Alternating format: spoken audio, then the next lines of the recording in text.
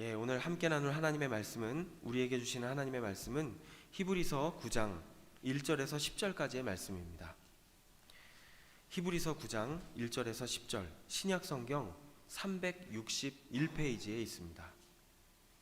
제가 가지고 있는 성경 361페이지에 있습니다.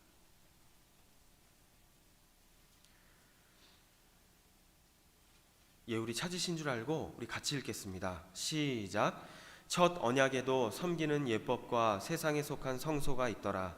예비한 첫 장막이 있고 그 안에 등잔대와 상과 진설병이 있으니 이는 성소라 일컫고, 또 둘째 휘장 뒤에 있는 장막을 지성소라 일컫나니 금향로와 사면을 금으로 싼 언약궤가 있고 그 안에 만나를 담은 금 항아리와 아론의 쌍난 지팡이와 언약의 돌판들이 있고 그 위에 속죄소를 덮는 영광의 그룹들이 있으니 이것들에 관하여는 이제 낱낱이 말할 수 없노라. 이 모든 것을 이같이 예비하였으니 제사장들이 항상 첫 장막에 들어가 섬기는 예식을 행하고, 오직 둘째 장막은 대제사장이 홀로 1년에 한 번 들어가되 자기와 백성의 허물을 위하여 드리는 피 없이는 아니하나니, 성령이 이로써 보이신 것은 첫 장막이 서 있을 동안에는 성소에 들어가는 일이 아직 나타나지 아니한 것이라.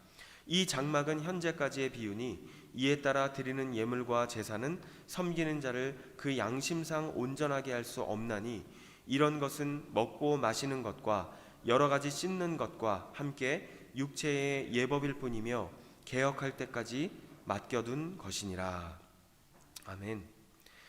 요즘 출퇴근을 하면서 이 건물을 짓는 현장을 자주 지나다니곤 합니다.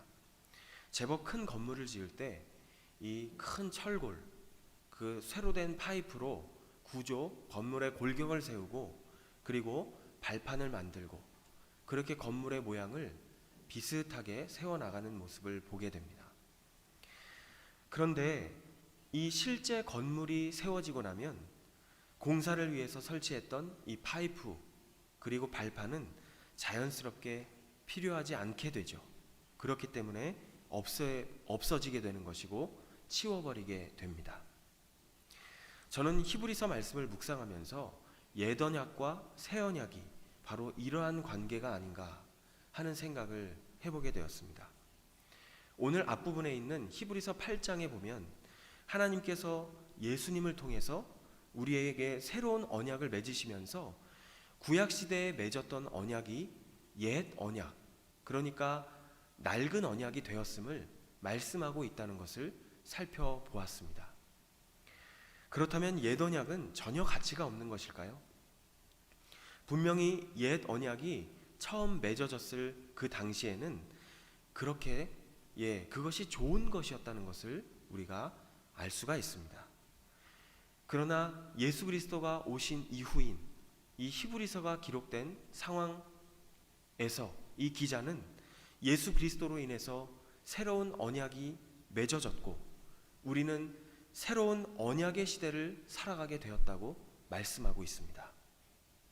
따라서 본문은 이 새 언약의 관점에서 옛 언약 시대인 구약 시대의 제사 제도의 이 불완전함을 이야기하기 위해서 제사의 배경이 되는 성막에 대한 이야기로 오늘 본문이 시작되고 있다는 것을 말씀합니다. 이 오늘 본문에 보면 이 성막에 대한 모습을 묘사하고 있는 장면이 1절에서 5절까지의 내용에 나옵니다. 특히 성막에 성소와 지성소가 있고 그리고 어떤 물건들이 배치되어 있다라는 것을 언급합니다. 그러나 이 히브리서 기자는 그것을 자세하게 언급하지 않습니다. 이것은 이전에 맺었던 언약의 일부일 뿐더러 이것이 중요한 핵심이 아니기 때문이라는 것입니다. 그럼에도 불구하고 히브리서 기자가 이 성막의 모양을, 이 내부의 모습을 이야기하는 이유는 바로 이 성막에서 당시의 제사 제도가 이루어졌기 때문이라고 설명을 하고 있는 것입니다. 이 구약 시대에는 제사 제도의 불완전함을 우리가 지난번에 언급한 적이 있습니다. 하나님께 모든 백성들이 나아갈 수가 없다고 말씀을 드렸습니다. 오직 선택받은 제사장과 그리고 대제사장만이 1년에 단 한 번 성소가 아닌 그 지성소, 하나님께서 임재하신다는 그 장소에 오직 1년에 한 번 대제사장만이 나아갈 수가 있다는 것을 우리는 살펴본 적이 있습니다. 이렇게 모든 백성들이 하나님 앞에 나아갈 수가 없었던 것이 바로 예언약 시대의 특징이었다는 것입니다. 또한 이 예언약의 특징은 무엇이었습니까? 당시에 잡아 하나님께 드렸던 이 짐승의 피로써 이 죄를 완벽하게 해결할 수가 없었다는 것입니다.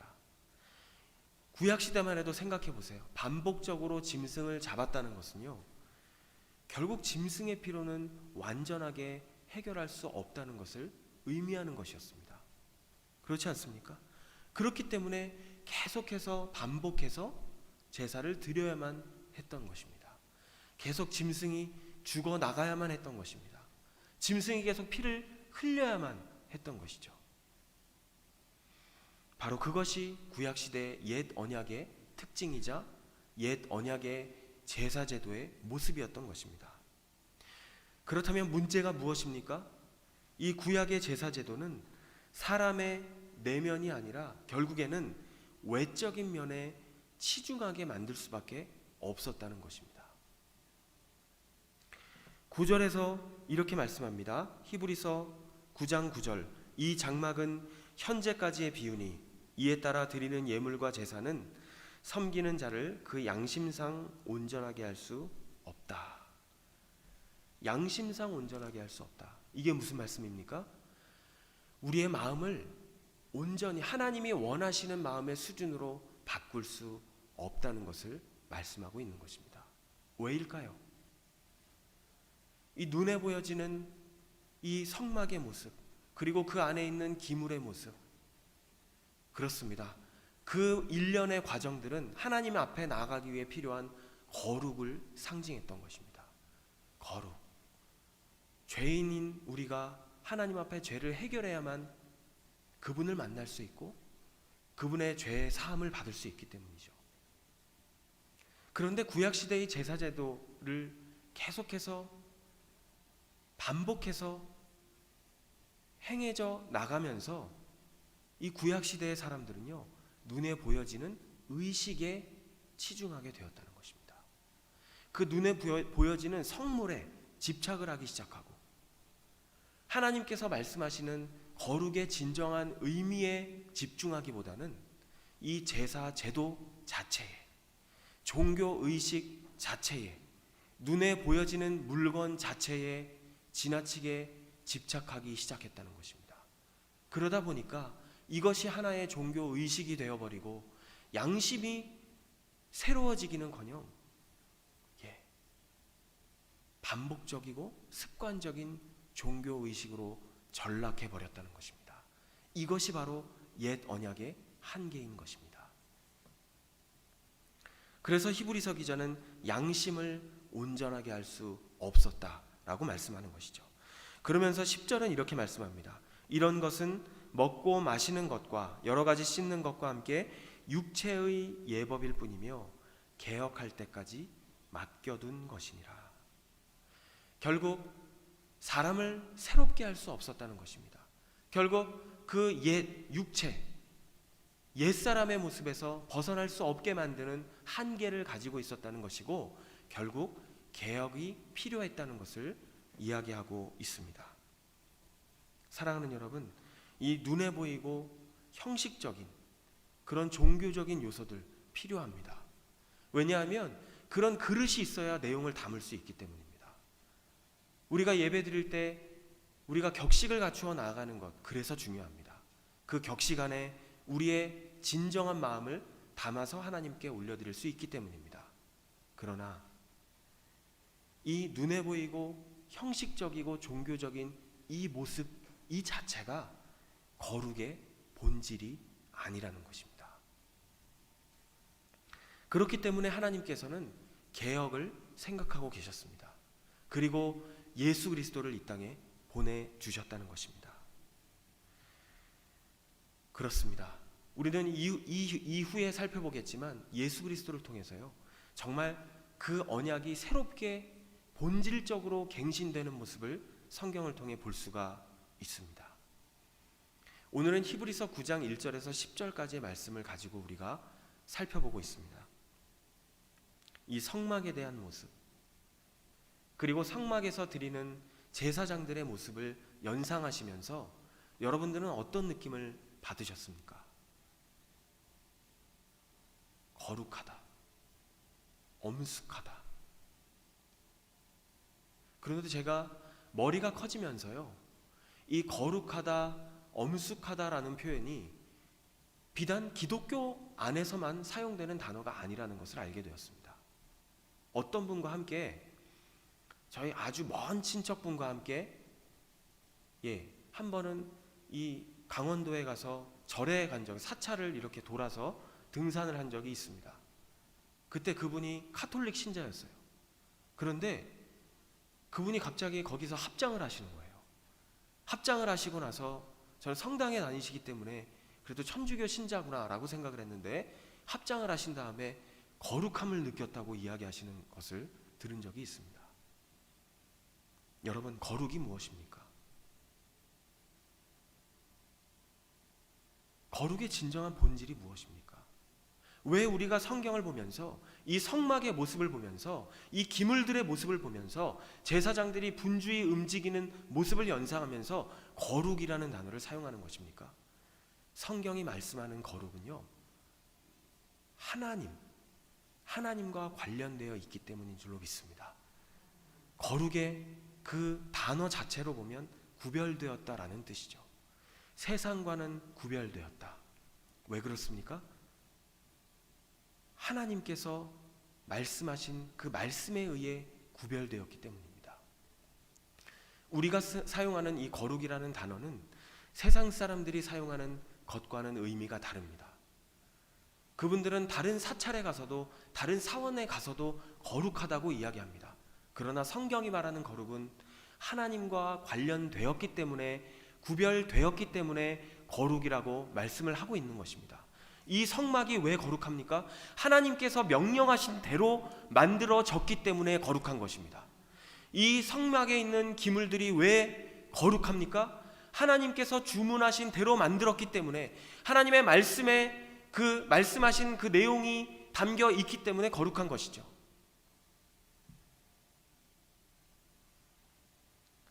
단순히 눈에 보이는 형식이나 종교적인 그런 요소 때문이 아니라는 것이죠. 어떤 분이 예수님께서 만약에 21세기 우리가 살고 있는 이 시대에 오셨다면 어떤 모습으로 오셨을까? 이런 글을 쓰신 것을 읽어본 적이 있습니다. 굉장히 재미있었습니다. 아마 예수님께서 이 땅에 오셨다면 어떤 옷을 즐겨 입으셨을까? 아마 정장보다는 청바지를 즐겨 입지 않으셨을까? 이런 이야기를 쓴 것을 읽은 적이 있습니다. 예수님은 어떠셨을까요? 예수님의 모습은 어떠셨을까요? 정말 곱상한 모습이셨을까요? 아니면 우락부락한 모습이셨을까요? 다른 사람들이 보기에 정말 깔끔한 모습이셨을까요? 아니면 조금은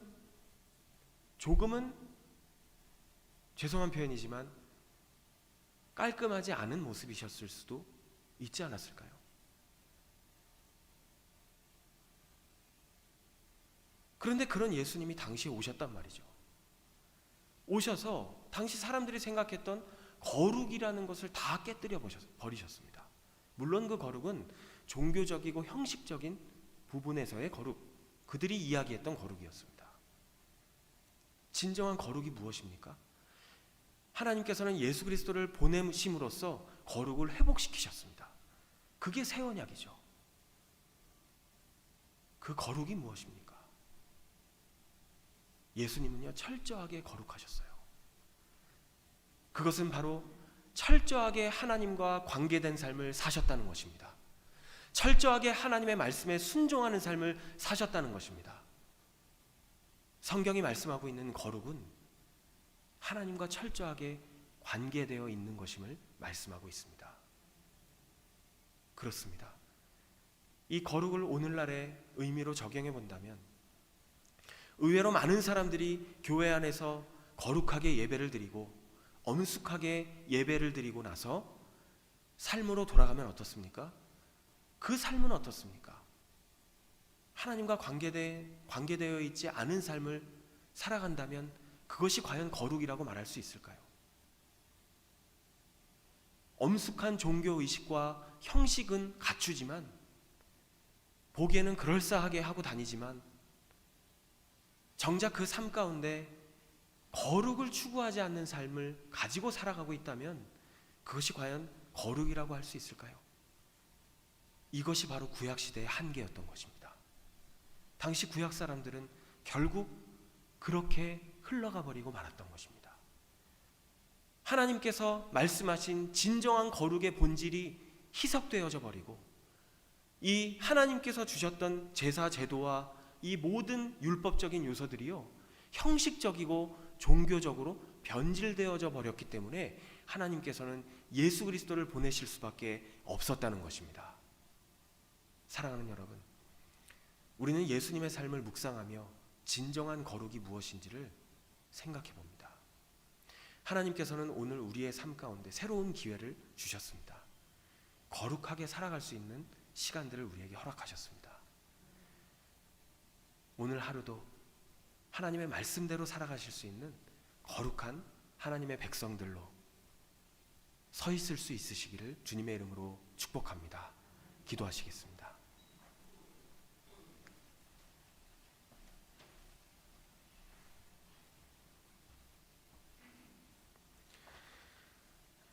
이 시간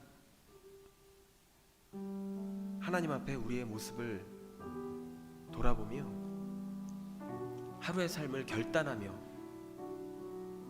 시작했으면 좋겠습니다. 하나님, 이 시간 다시 한번 거룩에 대해서 우리에게 말씀해 주심을 감사합니다. 이 구약시대의 한계처럼 행여 내 신앙이 종교적이고 형식적으로 흘러갈 수 있는 그 위험성 가운데 내가 살아가고 있는 것은 아니었는지, 이 시간 주님 앞에 다시 한번 모습을 돌아보면서 하나님, 오늘도 그 거룩의 본질을 추구하며 살아가게 하여 주시옵소서. 하나님의 말씀, 그 율법에 담겨있던 하나님께서 원하셨던 그 진정한 정신, 하나님을 사랑하고 이웃을 사랑하며 살아가는 삶의 모습, 하나님, 그 모습이 내 안에 있기를 원합니다. 내 힘으로는 살아갈 수 없습니다. 성령 하나님, 내 안에 충만하게 임하여 주셔서 하나님, 주님께서 주시는 힘과 능력과 지혜로 오늘 하루의 삶을 살아가게 해달라고 이 시간 성령의 도우심을 구하시면서 간절한 마음으로 주님의 이름 3번 부르며 함께 기도하며 나가시겠습니다. 주여, 주여, 주여. 하나님 아버지 감사합니다. 하나님, 오늘도 우리를 불러주심을 감사합니다. 하나님, 우리가 아직 살아있다는 것은 우리를 통해 하실 일이 남아있기 때문인 줄로 믿습니다. 하나님, 우리가 하루를 시작하며 하나님 앞에 나아갑니다. 하나님, 기도의 자리로 나아갑니다. 하나님, 말씀의 자리로 나아갑니다. 아버지 하나님, 우리를 이 시간 다시 한번 만나주시고 우리의 마음을 새롭게 하여 주시고 하나님, 거룩의 본질이신 하나님을 바라보며 예수 그리스도를 바라보며 살아가는 하루가 되게 하여 주시옵소서. 하나님을 진심으로 사랑하고 하나님 이웃을 사랑하고 하나님께서 기뻐하시는 하루의 삶을 살아 하나님 후회 없는 삶을 살았다고 고백하며 하루를 마무리할 수 있는 오늘 하루의 삶이 될 수 있도록 주께서 은혜로 함께하여 주시옵소서. 주님, 오늘은 수요 예배가 있는 날입니다. 3일 저녁 예배를 통해서 하나님의 말씀을 전해주실 우리 담임 목사님을 성령께서 충만함으로 붙잡아 주시고 영육간의 강건함으로 덧입혀 달라고 우리 함께 기도해 주시고, 또 영육간의 강건함과 삶의 문제들로 인해서 하나님 앞에 간구하는 사랑하는 지체들을 기억하여 주시고, 특별히 육신의 연약함으로 인해서 주님의 은혜를 사모하는 모든 자들에게 주의 성령께서 찾아가 주시고 안수하여 주셔서 회복의 역사, 기적의 역사가 일어나게 해달라고, 하나님 그 역사를 경험하게 해달라고 이 시간 간절한 마음으로 주님의 이름 3번 부르며 함께 기도하며 나가시겠습니다. 주여, 주여, 주여. 하나님 아버지, 그렇습니다. 하나님 감사합니다. 오늘날 우리에게 신령과 진정으로 예배드릴 수 있는 그러한 예배를 우리에게 허락하여 주심을 감사합니다. 예수님께서 말씀하신 그 신령과 진정, 하나님 그 예배의 본질적인 우리의 심령이 아버지 하나님 앞에 온전히 나아가기를 간절히 소망합니다. 그러한 마음으로 오늘 3일전 예배를 사모합니다. 아버지 하나님, 말씀을 전해주실 우리 담임 목사님 영육간의 강건함으로 붙잡아 주시고, 하나님 아버지 예배팀과 또 방송 장비를 붙잡아 주셔서 하나님 이 현장에서 또 온라인으로 예배드리는 모든 성도님들 가운데 하나님께서 아버지 우리에게 부어주시는 은혜가 동일하게 흘러가는 시간이 되게 하여 주시옵소서. 하나님, 지금 이 순간에도 아버지 구체적으로 이야기하지는 않지만 삶의 문제로 인해서, 연약함으로 인해서, 육신의 아버지 하나님 질병 때문에 하나님 앞에 간구하고 있는 우리 사랑하는 지체들이 있습니다. 주님, 그 삶의 문제를 기억하여 주시옵소서. 하나님 찾아가셔서 안수하여 주시고, 하나님 이것이, 이 연약함이 하나님의 강함이 아버지 하나님 정말 경험할 수 있는 그러한 시간이 되어서, 기회가 되어서 삶의 간증으로 온전히 이어질 수 있도록 주께서 은혜를 베풀어 주시옵소서. 하나님, 그렇습니다. 오늘도 있는 모습 그대로 하나님 앞에 나아갑니다. 하나님, 우리의 연약함을 아시는 주님, 오늘도 우리의 삶을 받아주시고 우리의 모든 문제를 하나님 가져가 주시옵소서. 수고하고 무거운 짐진 자들아 다 내게로 오라, 내가 너희를 쉬게 하리라. 하나님, 그 말씀 붙잡고 기억하며 주님 앞에 나아가며 이 시간 간구하며 나아갑니다. 주님, 우리는 계속해서 기도할 것입니다. 우리의 기도 가운데 만나주시고 오늘 하루 새 힘으로 살아갈 수 있도록 붙잡아 주시옵소서. 예수 그리스도의 이름으로 간절히 기도드리옵나이다. 아멘.